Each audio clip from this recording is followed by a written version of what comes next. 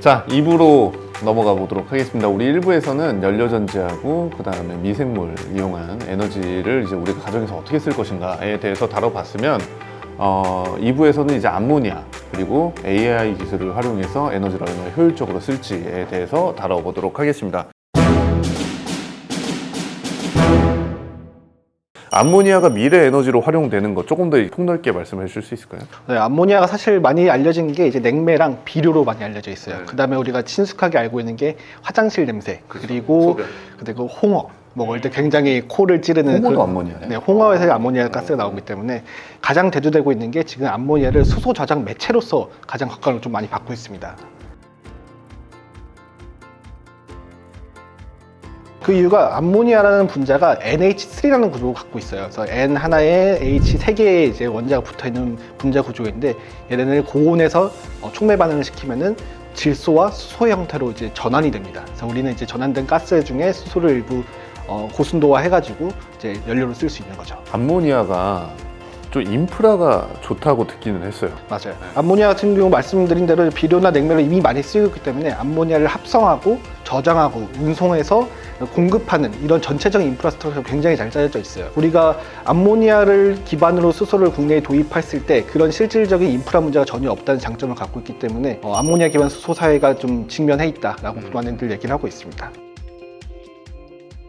그러면은 암모니아에서 수소를 생산하는 과정, 이게 조금 궁금하긴 하거든요. 좀 자세히 한번 설명을 해주시겠어요? 촉매에 이제 루테늄이나 니켈 이런 금속을 이용해가지고 화학적 반응을 통해가지고 이제 수소와 질소를 전환해낼 수 있습니다. 그러면 촉매가 없으면 반응이 안 일어나는 거예요? 촉매가 없어도 반응은 일어납니다. 근데 우리가 촉매를 쓰는 가장 큰 이유가 반응 속도를 빠르게 하기 위해서 촉매를 사용한 거거든요. 그렇기 때문에 성능이 좋은 촉매를 쓸수록 우리가 적은 시간 동안에 적은 에너지를 들여서 수소를 쉽게 바꿀 수가 있는 거죠. 이제 촉매를 통해 가지고 수소를 만들어낸다. 수소로 만들지 않고 암모니아를 이렇게 직접 뭐 연료로 활용하거나 이런 방법도 있나요?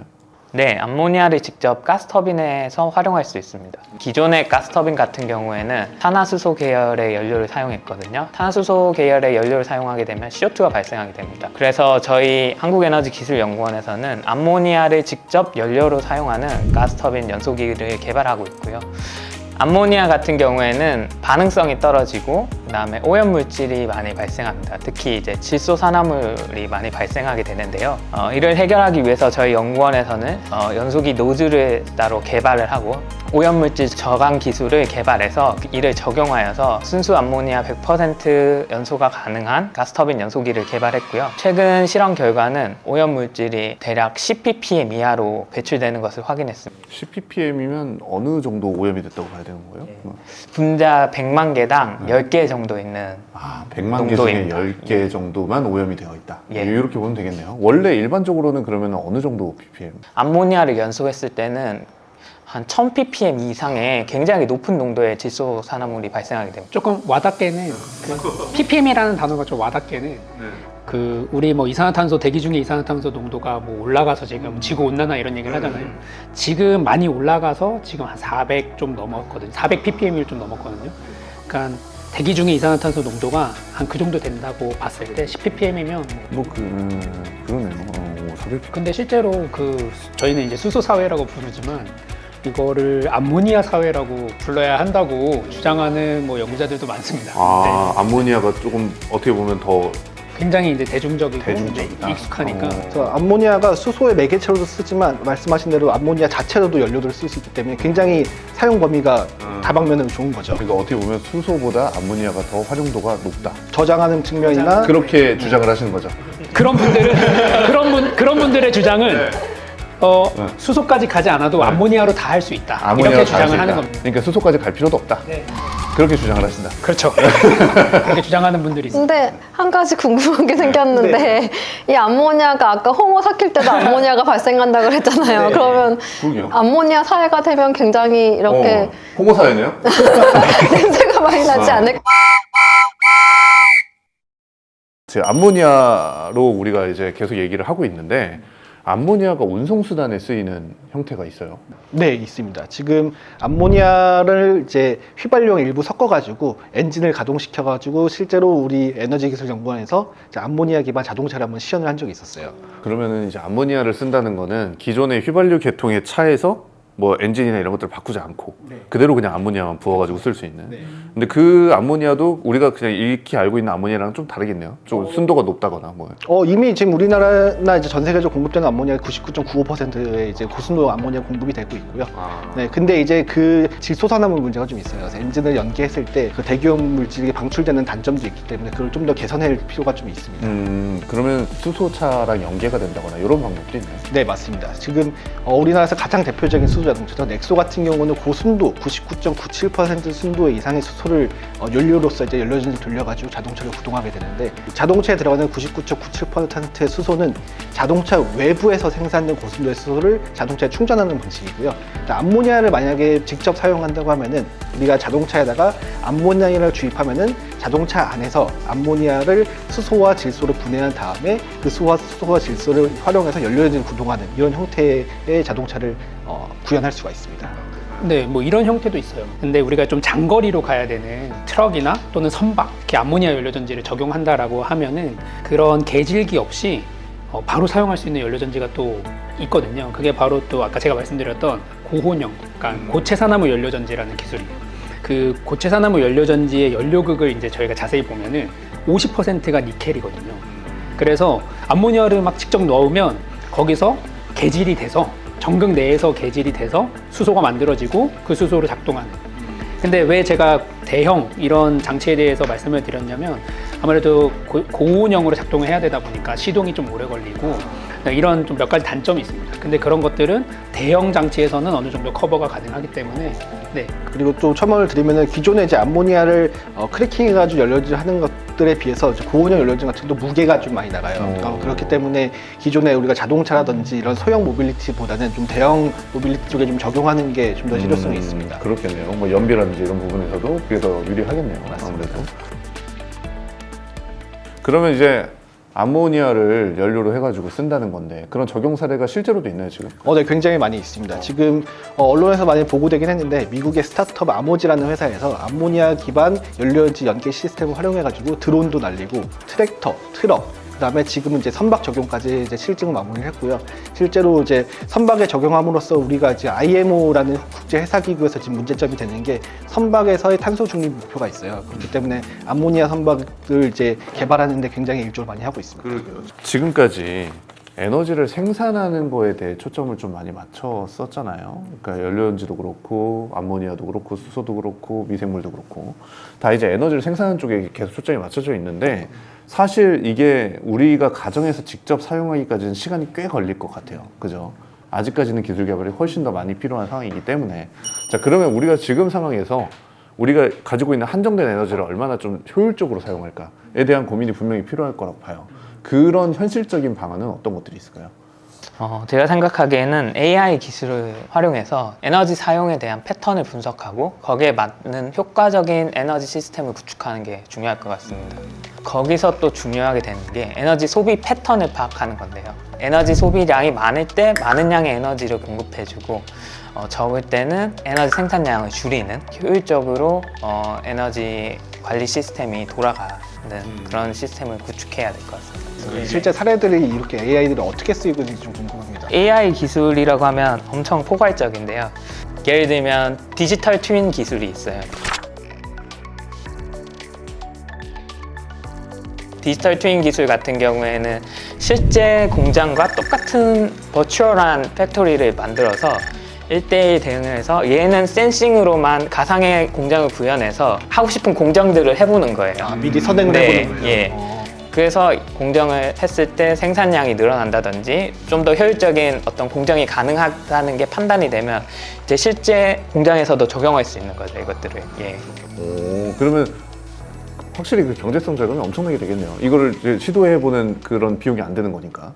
경제성이 굉장히 크고요. 네. 그리고 일어날 수 있는 사고나 어떤 리스크를 미리 예상할 수 있다는 게 또 다른 장점이죠. 그렇구나. 예.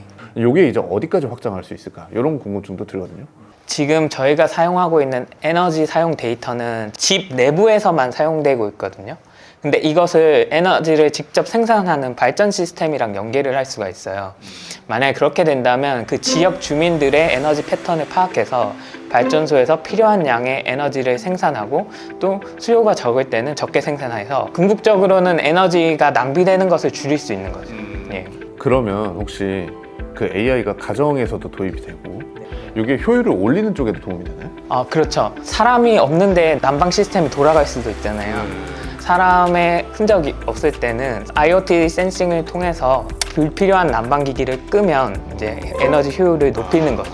AI가 진짜 우리 가정에 어떻게 영향을 줄 거냐, 에너지 효율을 높일 거냐 이런 지금 얘기를 하고 있잖아요. 연료전지를 개발하는 사람들도 AI를 접목하려고 하거든요. 그 장치 자체에 대해서 가장 대표적인 사례가 연료전지가 워낙 비싸요 지금. 그러니까 이거 오래 쓰고 싶은 거예요. 굉장히 오래. 근데 고장이 나는 상황이 이제 가장 최악이거든요. 그러니까 우리가 원하는 거는 얘 고장 나기 전에 제발 좀 알려줘, 미리 알려줘 이런 거예요.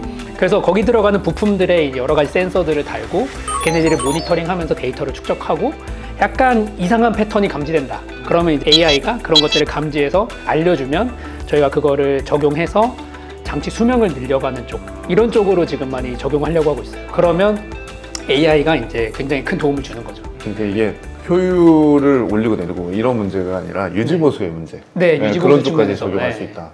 그러네요. 수소 쪽에서도 저희는 아까 말씀드린 암모니아에서 수소를 만들 때 촉매가 굉장히 중요한데 촉매에 대한 레시피를 AI로 이제 하는 것들이 많이 나오고 있어요. 이제 그러니까 저희가 촉매를 만들 때 단순히 그 촉매를 하나만 만든다고 생각하지만 그 안에 굉장히 많은 금속이라든지 화합물들이 들어가는데 그의 배합을 최적화를 지킬 수가 있는 거죠. 그러니까 원래는 그러면 AI가 없을 때는 네, 뭐 루테늄 0.1mm, 그렇죠. 뭐, 2mm. 백금 0.2mm 이거를 0.1mm씩 늘려가면서 계속 실험을 하는 거예요. 그렇죠. 하면서 이제 트레이드 오프 관계를 보거나 얘를 늘어날 때 얘가 줄어드는 것을 보는데 촉매의 기본 데이터가 좀 쌓이기 시작하면은 이제 우리가 금속에 대한 그런 원자적인 이제 특성들이 있잖아요. 그걸 학습을 시키면은 이런 반응일 때는 이런 금속이 유리하고 이런 반응일 때 이런 금속이 이런 것들을 이제 매칭을 시킬 수가 있는 거죠. 그렇게 나온 결과값을 실제로 실험해봤을 때 어때요? 저는 안 해봤습니다. 안 해놓고 지금 이렇게 사진을 것 같아요. 네, 그런 촉매 개발 연구들이 많이들 보고되고 있고요. 네.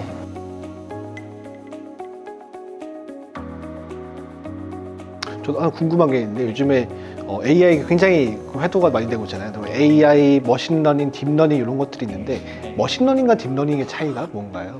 머신러닝의 큰 분야 중에 이제 딥러닝이 들어가 있는 거고요. 딥러닝 같은 경우에는 Artificial Neural Network라는 그 ANN이라는 방법이 있는데 이것은 많은 레이어를 구성을 해서 계산량을 늘려가지고 복잡한 패턴을 추출해내는 기술입니다.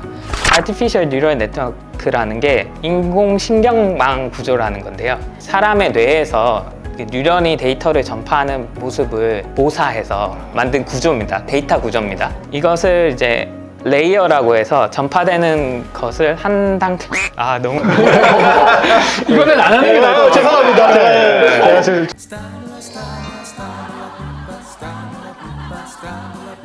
그러면 1부에서처럼 마찬가지로 질문을 또 한번 던져보도록 하겠습니다. 이게 시청자분들이 직접 주신 질문들인데 연구자로서의 직업병이나 습관 같은 게 있는지 알려주세요 라는 게 나왔어요. 저는 박사님 좀 궁금하긴 한데 저요? 미생물을 보면 뭔가 이 빵이나 이런 걸 보면 효모다 맞아요. 이런, 그런 게 있어요? 네, 저희 뭐 네. 어디 마트 가가지고 제품들 보면은 일단 성분부터 보고, 성분부터 보세요? 예. 그것도 있고 유산균 제제를 살 때도 유산균의 조성을 봅니다. 유산균의 조성이요? 네. 그게 어떤 거예요? 유산균이라는 게 하나의 종류의 유산균이 아니라 굉장히 수백만 종의 뱃속에 사는 유당을 분해하는 그 미생물들을 조합해 놓은 제제예요. 근데 그 중에서 뭐 예를 들어 락토바실러스가 있으면 더 이렇게 유해균에 더 효과적이다 이런 게 있어요. 이런 걸 봅니다. 그 나중에 저한테 적어서 좀 알려주세요. 뭐가 적어요? 혹시 네. 또 다른 분들 중에 직업병, 뭐 습관 저는 직업병 습관 이런 거보다는 이런 건 있어요. 저도 비슷한 건데 제가 이제 연구하는 고온 수전에나 고체 산화물 연료전지는 보통 700도 이상의 온도에서 작동하거든요. 그럼 700도 하면 감이 없으시잖아요. 근데 저는 이 700도라는 온도 뭐 제가 하는 온도 범위 중에 가장 낮은 온도 범위예요. 뭐 예를 들면 800도, 850도 이런 온도에서 보통 이 연료전지 작동하게 되는데 그렇다 보니까 뭐 한 100도 뭐 한 70도, 80도 이러면은 막 무슨 되게 낮은 온도 같이 느껴질 때가 있어요. 막 네, 말도 안 되게 낮은 온도 같이. 어우 너무 추운데 100도까지 올라갔으면 좋겠다. 네. 이런. 그러니까 이게 저도 모르게 이 장치가 막 50도, 60도 이렇게 식어 있는데 사실 이거 만지면 뜨겁거든요. 화상을 입을 정도로 사실 뜨거워요. 그 정도. 근데 그걸 막 당온처럼 대하는 경우가 종종 있습니다. 와, 그러면은 저희 핵융합 연구하시는 분들은 한 1억 돈은 돼요. 아, 그런 분들한테는 제가 또 이렇게 들어가요. 네, 태양 정도는 돼야 네. 이제 좀 따뜻하다고 느끼시겠네요. 네. 저는 뭐 직업병은 아닌 것 같은데 그냥 저 연소공학을 하다 보니까 불을 좀 많이 다루는 것 같아요. 그래서 집에서 요리를 많이 하는 것 같아요. 야, 여기서 요리 얘기가 나올 줄은. 그러면 자, 요거는 공통 질문이에요. 사실 박사님들한테 좀 개별적으로 듣고 싶겠네요. 이렇게 많은 에너지 기술이 발전하는데도 왜 우리가 에너지를 절약해야 되냐? 저는 발전의 속도보다 우리가 에너지를 소비하는 속도가 더 빠르기 때문에 우리가 어쩔 수 없이 소비를 좀 줄여야 된다는 생각을 하고 있고요. 왜냐하면 우리가 기술의 발전이 아무리 발전을 하더라도 기술의 그 상한선이라는 게 있어요. 그러니까 우리가 아무리 열심히 노력해봤자 저는 이제 연력학이라는 걸 굉장히 맹신하는 분인데 연력학적으로 넘을 수 없는 범위가 있기 때문에 그거를 우리 연구력을 달성을 하는 거지 그 외적의 부분에서는 우리가 무조건 절약을 해야지 되는 부분이라고 좀 생각을 하고 있습니다. 저 같은 경우에는 그러니까 우리나라는 지정학적으로 좀 강대국 사이에 있고 에너지를 다 수입하는 상황이잖아요. 그리고 아무리 우리가 탄소 중립 사회로 간다고 해도 크게 바뀔 것 같진 않아요. 왜냐하면 신재생 에너지 자체도 이렇게 지역별로 많이 생산되는 지역이 있고 우리나라는 이제 신재생 에너지가 많이 생산되지 않는 지역에 속하거든요. 그런 상황을 봤을 때 우리가 절약을 해야 더 나은 사회로 나아갈 수 있지 않을까. 되게 중요한 포인트인 것 같아요. 어떻게 보면 우리가 아무리 에너지 기술을 국산을 한다고 하더라도 사실 100% 자급자족은 거의 어렵다고 봐야 될 것 같거든요. 그러니까 다른 나라도 마찬가지일 거예요. 우리나라뿐만 아니라. 그래서 요즘에는 그런 개념도 나오고 있는 것 같아요. 에너지 하이웨이라고 해서 이제 뭐 우리나라에서 만들 수 있는 에너지는 이렇게 만들고 뭐 어디 뭐 동남아 쪽에서 만들 수 있는 에너지를 만들고 해가지고 서로 교류해가지고 에너지를 충족하고 이런 이제 개념들도 계속 얘기가 나오는 것 같은데 결국에는 우리도 어찌됐건 수입을 해야 되는 부분이 분명히 있다 보니까 그 비율을 줄이려면 절약을 해야 된다. 이런 개념이라고 보면 되겠네요. 네.